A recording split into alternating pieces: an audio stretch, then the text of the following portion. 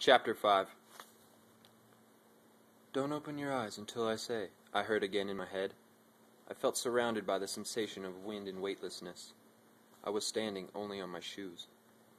Feelings of confusion and anxiousness came over, as I really wanted to know what was going on.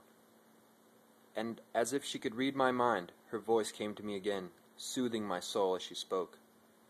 "Just know, now you are safe, and soon your heart will ease." Just hearing her voice could take me away to a faraway place in my imagination, where we loved each other, in a world of our own creation. "Open your eyes," whispered her voice.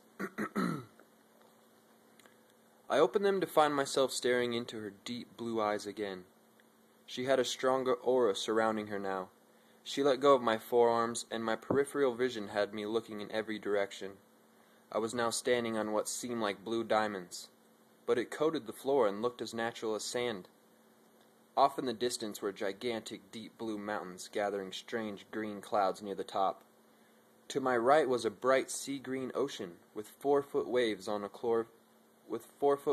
chlorophyll green colored liquid. Water or not, I wasn't sure. All around me were plants and bushes of strange colors. I noticed a flower in particular, a bright bloom of a cross between a rose and a petunia. I guess it was the best way to describe it. It had 8 perfect, dazzling, fluorescent, stunningly bright blue petals, with the stamen an impossible see-through, transparent, clearish blue color, with the pollen coming off the top being a brilliant pink, fluffy and sponge-like. To my left was a gigantic bluish-green palace, with gigantic slabs of the blue diamond sand in stone form, forming up the massive structure. It looked like an ancient Egyptian pyramid, if it were completely blue, and was more rectangular in the base, with an elongated base side to make it a very long tunnel-like rectangle, but still I could see the entire building collected at the top to form a sharp tip with a bright blue crystal orb, glowing brightly in a bluish-white color. She then spoke, her words coming softly off her lips. "Forgive me. There was no time to explain. The Zruks were coming for you. They knew their control over you was losing its hold, and that your mind would soon reject the implant." "What do you mean, the Zruks? Who are they? And who are you, Cadreena? Where are we? Why did you take me here?" I asked with a feeling of total vulnerability. "Calm, young Copeland," she sang in her soothing voice once again. "I will tell you everything you wish to know, and more. The Zruks are a snake-like humanoid from the planet Zru. They have been in control of your planet for the past 240,000 years. They have scavenged and mined your planet to the very core, and soon the endgame of the Zruk plan will come to be, with the destruction of the Earth to harness the power of the core." "And I," she spoke, "am the Princess of Azura, Cadreena, fighting against the Zruk, along with the rest of the Galactic Light Alliance. I am one of the Tri-Table Commanders, and am one of the only hopes you had at being rescued. Your brain was about to surpass the blockade your chip implant had established, preventing you from questioning authority and seeing the truth.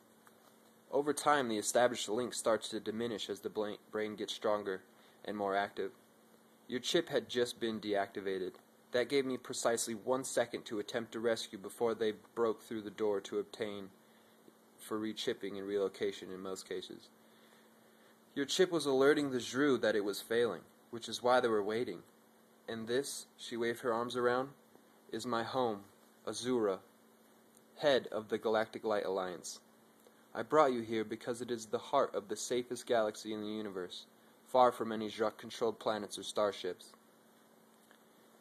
Seeing as how I was most perplexed by how we arrived on Azura, I asked her, "Well, how did we get here?" She pulled up her left sleeve to reveal some sort of device. "This is my light device, or LD. It is capable of doing anything you can imagine. It feeds off your body symbiotically and senses the good and sensibility in you, and depending the circumstances, it is capable of almost anything. LDs choose their bearer whenever it senses a worthy individual nearby.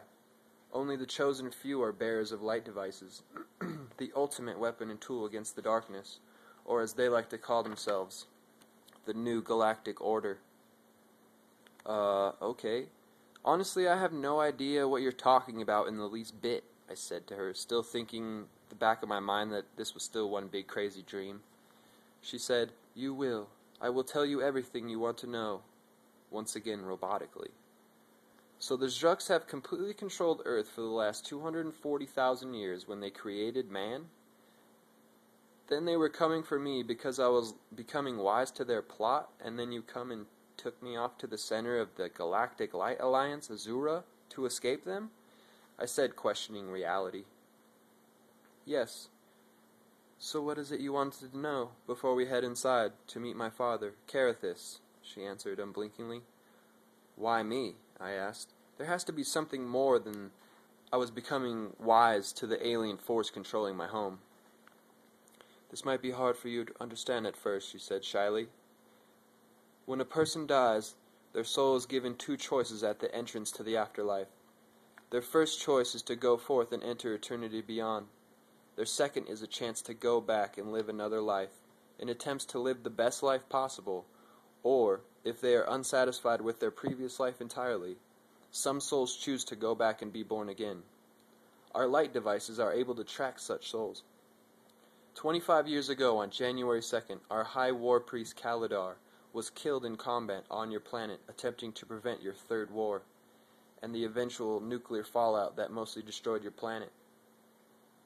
Once the mind reaches a certain age, the brain starts activating these dormant old life memories and abilities that have carried over.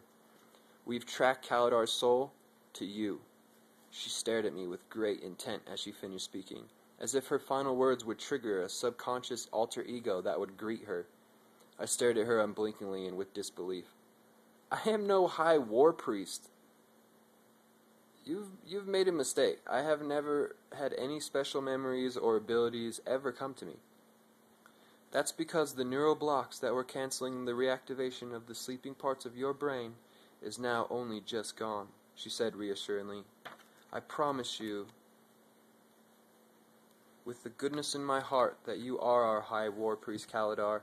Now come inside before darkness falls. The wraiths are unfavorable at night.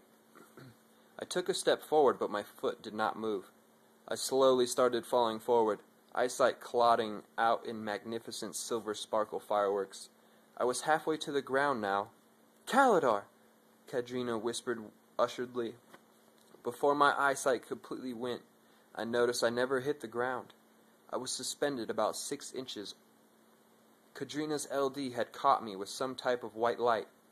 Don't worry, was the last thing before unconsciousness hit me.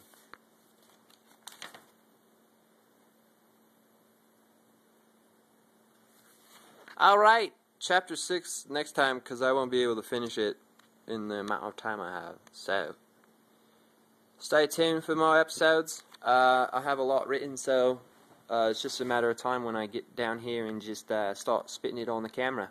So, like, reshare. Hopefully you guys like the story so far. If you want to leave any comments, thanks. Later.